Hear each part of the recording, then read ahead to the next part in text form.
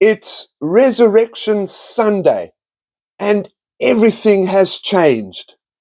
Luke 24, verse 6 and 7 says, He is not here.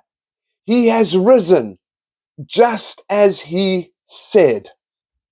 Death lost its grip, the grave lost its power, and the enemy lost the war.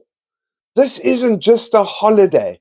It's the day hope got up. The stone was rolled away so the world could see Jesus.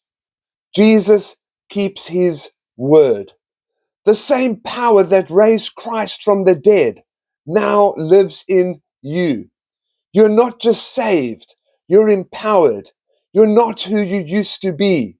You're not bound by what held you. You've got resurrection life in your bones.